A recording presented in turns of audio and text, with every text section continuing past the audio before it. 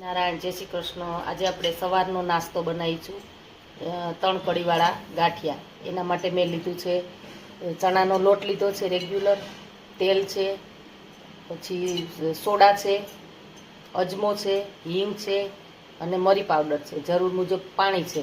અને એની સાથે છીણ સર્વ કરવા માટે મેં કાચા પપૈયાનું છીણ લીધું છે, મીઠું છે, લાલ મરચું છે, લીંબુનો રસ છે અને લીલા મરચાં માટે સૌપ્રથમ ચણાનો લોટ લઈશું બાઉલમાં। એની અંદર હિંગ નાખીશું, મરી પાવડર છે, અજમો છે થોડો અને સ્વાદ અનુસાર મીઠું લઈશું।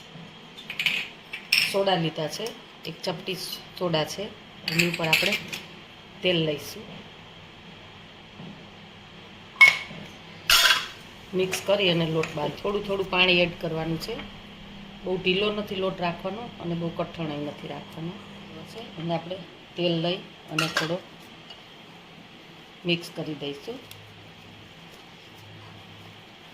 અને આપણે આ રીતે મસળી અને એકદમ સ્મૂથ કરી દેવાનો છે।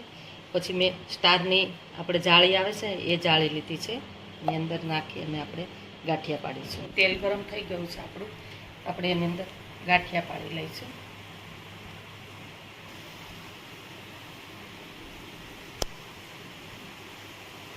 ગાંઠિયા તળાઈ ગયા છે અને આપણે પ્લેટમાં લઈ લઈશું। પપૈયાનું છીણ બનાવીશું, એની અંદર આપણે સ્વાદ અનુસાર મીઠું નાખીશું, 1 ચમચી લાલ મરચું પાવડર છે, 2 લીલા મરચાં છે, અડધા લીંબુનો રસ મિક્સ કરી લઈશું આપણે। હવે આપણે પપૈયાનું છીણ તૈયાર થઈ ગયું છે, આપણે આમાં સર્વ કરીશું। તો તૈયાર છે આપણા 3 કઢીના ગાંઠિયા, એને હવે આપણે સર્વ કરીશું। મેં ચા સાથે સર્વ કર્યા, સવારનો નાસ્તો છે એટલે પપૈયાનું છીણ, ચા અને ગાંઠિયા